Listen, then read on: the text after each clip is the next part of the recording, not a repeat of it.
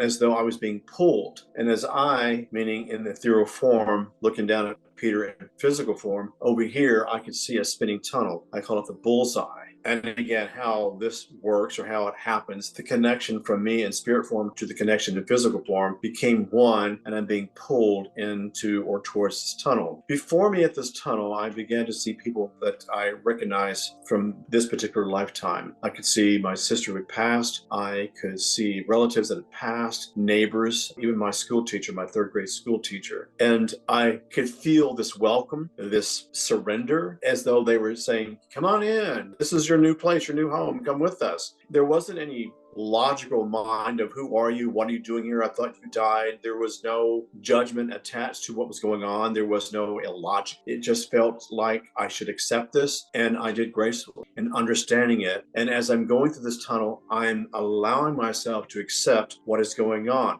Besides seeing the colors, besides seeing the mathematical symbols spinning around me, as I said, I downloaded consciousness. So I began to understand that everything that happens to us on this planet, from the moment that we're born into the moment that we die, it's almost as though every moment of our life is recorded. Every second, every moment, thing matters. Every breath matters. What we do matters. And as I'm going through this tunnel, I began to understand that there is no judgment. There is no black. There is no white. There is no gay. There is no straight. There is no Muslim. There is no Christian. There is only, when you're spinning through this tunnel, there is the essence of spirit. It is a soul energy. And within that soul energy is this thing called love and compassion and kindness. And I am understanding at this time, this sense of peace that I'm experiencing is what really matters. There is no judgment to it. You don't go to a logical state and say, why am I here in this tunnel? And you just accept it. You understand it. I remember when I got into I don't say the end of the tunnel, because it wasn't like you go through the tunnel and there's an end to the tunnel, but I ended up in a tree. I think the only tree I can compare this tree to, and I didn't know at the time until that lecture in 2011 when I went to Los Angeles to do a lecture for on near death, that this is called the tree of life. I didn't know what the tree of life was. But here I am sitting in this tree that looks like something out of the Game of Thrones, and my life review began to unfold. And again, going back to the thought of 0 to 60 was recorded. Every moment from the time I was a baby being born, my birthday at 1 year old, 2 years old, learning how to walk, going to school, playing in a park, every moment was a matrix. And as you're looking at this matrix, again, what you're understanding is you're downloading every moment. You're seeing yourself do things that you shouldn't have done. And so I saw this looking down at myself. And again, Peter looking at young Peter with no judgment, no opinion, just you could have done better. And these life reviews, these short moments of life, kind of like a slice of Diet Coke or Coca-Cola commercial, just start, begin, just a slice of life, watching your life before you and seeing things. I remember not voting. I remember not caring about voting. I remember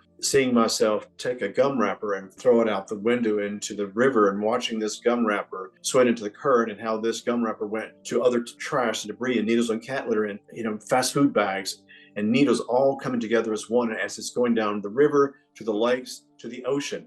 My one action, my one deed affects everyone. And I learned that, I saw that on the other side, that everything we do on this planet, even when people think we're not watching us, or we don't think people are paying attention to what we're doing, these things are being recorded in the matrix, and you begin to realize that. And as my life review continued on, I saw moments that it's not that I was ashamed of, or certainly not proud of. Again, as you're here looking down at Peter, I guess the thing that mattered to me was, you could have done better, Peter. And as I experienced each moment, and there's so many different moments, we could spend hours talking about life review, but as I began to see these moments, it's as though I was clearing out in my conscious or my subconscious these things I call human error that really didn't serve purpose. And as I'm watching this and understanding and accepting and downloading, I remember it's not like I had to forgive myself, but that's kind of how it felt, as though I was saying, you know what, Peter, this is what you did. You own it, you accept it, don't do it again. And I'm listening to my thoughts as though I'm with headsets on, with no other sound, but just hearing the sound before me. And so I remember as I watched this live review with an ascended master next to me, and I've had so many people contact me, and again, not questioning who he was, because it was a male form, but I just remember the radiant light that was streaming from this physical being. And it's not like I saw myself, because I didn't. but I could see this person looking out into the stratosphere of my life review, and you're watching all this. And for me, it was a loving experience. It was a humbling experience. It was an insightful experience. It was an awakening experience. And I remember as I left this life review and left the tree, I remember I was in a galaxy of stars and seeing all kinds of fragment around me. And I do remember that before me, it's almost as though I was looking into the sun, but it wasn't the sun. It was just this gold matter.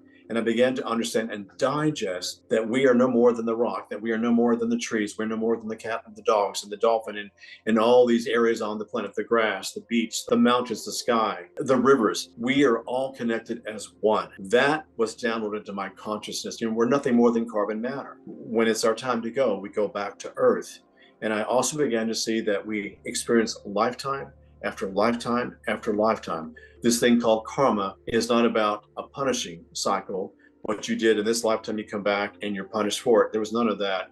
It's what you didn't do in your last lifetime or lifetimes before. You come back and you get a chance to just do it all over again until you complete. And I think for me, that old saying, karma repeats itself until a lesson is learned. That's what I got. I go into this whole area of looking down at our earth, seeing war and nation. I'm seeing, again, greedy people doing things they shouldn't be doing. I'm seeing leaders all around the world making decisions that basically destroyed mankind. Whether it was the forest, whether it was war, it seemed like the people that were making decisions were doing it in the sake of profit.